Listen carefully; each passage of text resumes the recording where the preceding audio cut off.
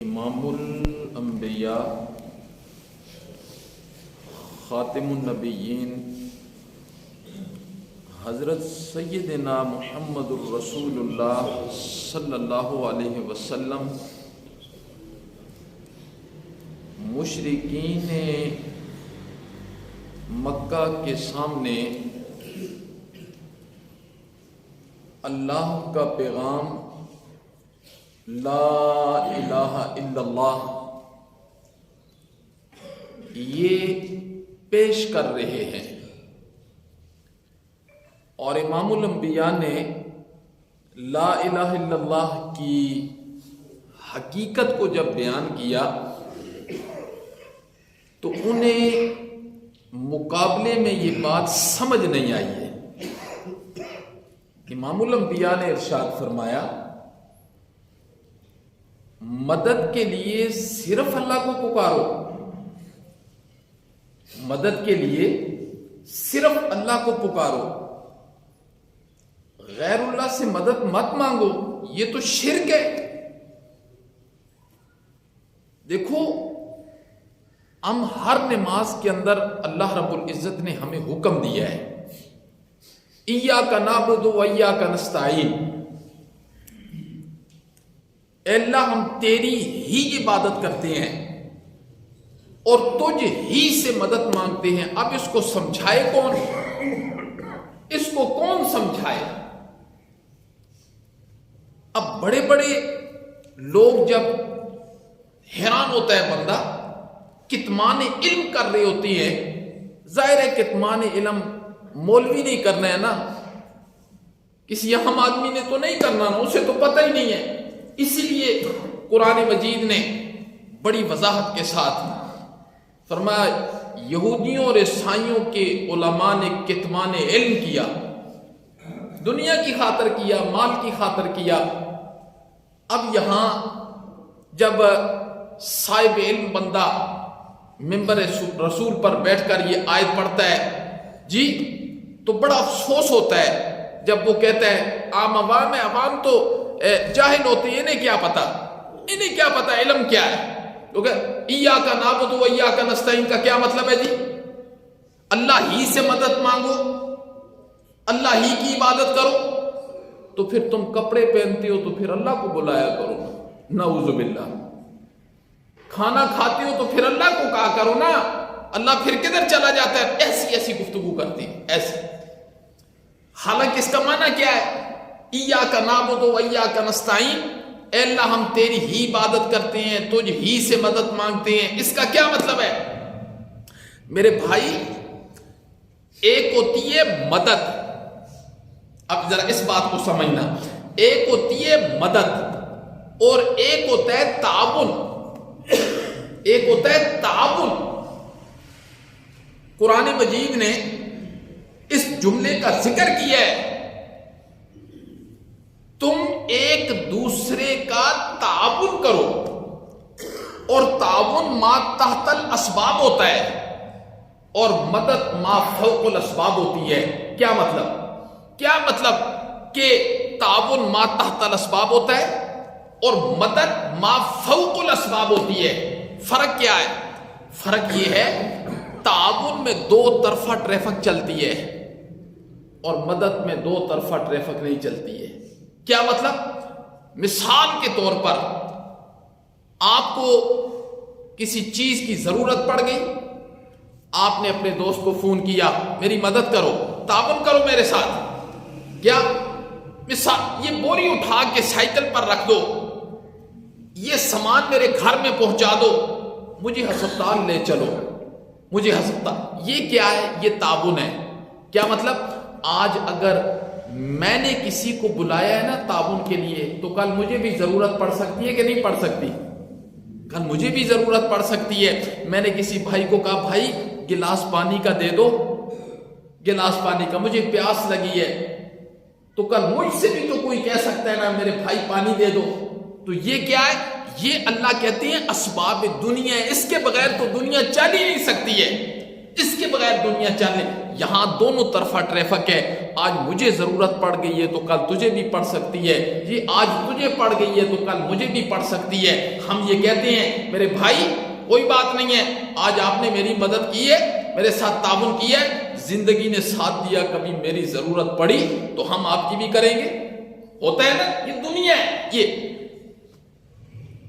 ما فوق الاسباب کیا ہوتا ہے؟ جہاں یک طرفہ ٹریفک چلتی ہے. کبھی آپ نے اللہ سے کہا ہے اللہ میرا یہ کام کر, نعوذ باللہ کل تجھے بھی ضرورت پڑ سکتی ہے؟ کہا ہے کسی نے؟ وہاں صرف ایک طرفہ ٹریفک ہوتی ہے. اللہ چاہے تو دے, نہ چاہے تو اللہ کسی کا مجبور نہیں ہے. تو ما فوق الاسباب مدد کیا ہے؟ ما فوق الاسباب مدد کا مطلب یہ ہے کوئی بندہ کسی کو تندرست کر سکتا ہے. بولو تندرست کون کرتا ہے؟ اللہ. محتاجی کون دور کرتا ہے؟ اللہ. ضرورتیں کون؟ اللہ اکبر. یہ ساری مشرق اور مغرب, شمال اور جنوب کے اندر جتنی خلقت ہے نا, جتنی خلقت, اسے اللہ ہی پال رہا ہے. دنیا کا سب سے امیر ترین انسان ہو, اسے مخلوق کو ایک وقت کا کھانا کھلانا پڑ جائے نا, لگ پتہ جاتا ہے. ساری مخلوق کو ایک وقت کا کھانا کھلانا پڑ جائے, اسے لگ پتہ جائے. حضرت سلیمان علیہ السلام نے کیا کہا تھا؟ مولا میرا دل کرتا ہے میں تیری مخلوق کی دعوت کروں. تو اللہ نے فرمایا جو کام میں نے تجھے دیا ہے نا بس اسی کو کر دو, چھوڑ ان باتوں کو. نہیں میرا دل کرتا ہے. اللہ نے فرمایا چل کر, پھر کر جی. اور سارے جنات حضرت سلیمان علیہ السلام کے تابع ہیں. سارے جنات. ہوا حضرت سلیمان علیہ السلام کے تابع ہے. ہوا نے فریج کا کام دیا, جنات نے پھر کتنی تیزی کے ساتھ کھانا پکایا ہوگا, اور پھر 6 مہینے تک مسلسل. پھر شروع کہاں سے کیا؟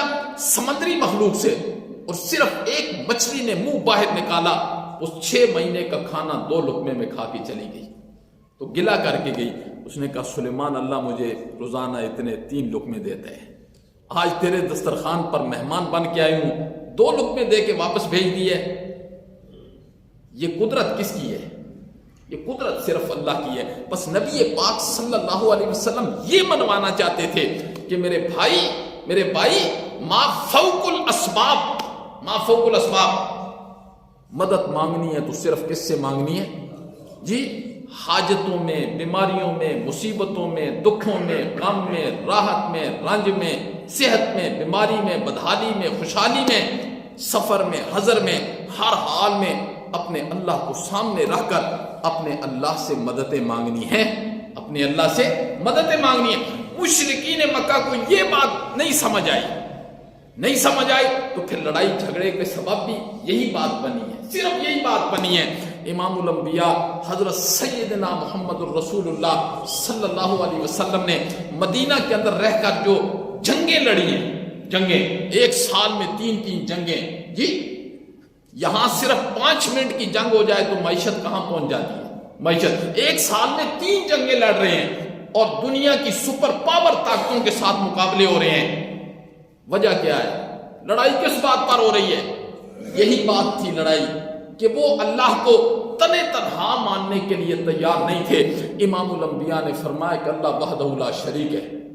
اللہ وحدہ لا شریک, وحدہ کا معنی اکیلا, اور ایسا اکیلا لا شریکا, اس کا کوئی شریک نہیں ہے. دوسرا کلمہ کیا ہے؟ اشہد ان لا الہ الا اللہ, میں گواہی دیتا ہوں کہ مولا تیری ذات کے علاوہ کوئی الہ نہیں ہے.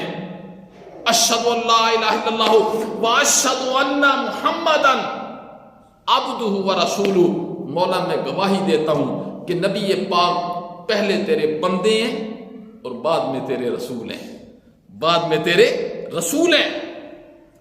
تو نبی پاک صلی اللہ علیہ وسلم یہ مشرکین مکہ کو سمجھا رہے ہیں جی, دن رات لا الہ الا اللہ کی حقیقت کو جان جاؤ. تو یہ ابھی آپ نے ذہن میں رکھنا ہے. ایک ما تحت الاسباب مدد ہوتی ہے, ایک ما فوق الاسباب مدد ہوتی ہے. ما تحت الاسباب تو دنیا کے اس کے بغیر چل ہی نہیں سکتی ہے جی. آج اس کو ضرورت آ گئی, آج اس کو, اسی لیے قرآن نے فرمایا تعاونوا علی البر ولا تعاونوا علی الاثم, اور نیکی کے کاموں میں ایک دوسرے کا تعاون کیا کرو، گناہ کے کاموں میں ایک دوسرے کا تعاون نہ کیا کرو۔ تو یہ تعاون ہوتا ہے، یہ تعاون ہوتا ہے۔ تو یہاں لوگوں کو گمراہ کرنے کے لیے تم مدد نہیں مانگتے ہو ایک دوسرے سے مدد، تو ما فوق الاسباب، جی مزہ تو تب آئے نا، مزہ تو تب آئے کہ اللہ کسی کو مارے اور تم جس سے مدد مانگ رہے ہو وہ اس کو زندہ کر دے۔ ایسے ہو سکتے ایسے کہاں ہو سکتا ہے بھائی؟ مزہ تو تب آئے اگر اللہ کے مقابلے میں کسی کو حاجت روا جانتے ہو، مشکل کشا مانتے ہو، تو مزہ تو تب آئے نا جی۔ اللہ اکبر، یہ تو بڑی خوشی سے کہہ دیتے ہیں اکثر دنیا جی، اولاد جب ہوتی ہے نا، یہ فلاں بزرگ نے دیا ہے جی، فلاں بزرگ نے دیا ہے جی، یہ تو اس کی کرم نوازی ہے جی، اللہ کا تذکرہ ہی نہیں ہے۔ تو جب اللہ جان نکالتا ہے نا، لوگ آتے ہیں چودھری صاحب اللہ دی مرضی ہے جی، اللہ دی مرضی، یعنی اللہ کو مارنے پر لگایا ہے تو مخلوق کو دینے پر لگایا ہے، اللہ دی مرضی، ادھر اللہ کی مرضی ہو جاتی ہے۔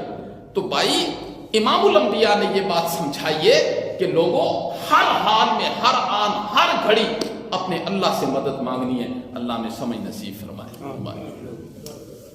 اللہم انت السلام و منک السلام، تبارک یا ذا الجلال والإکرام۔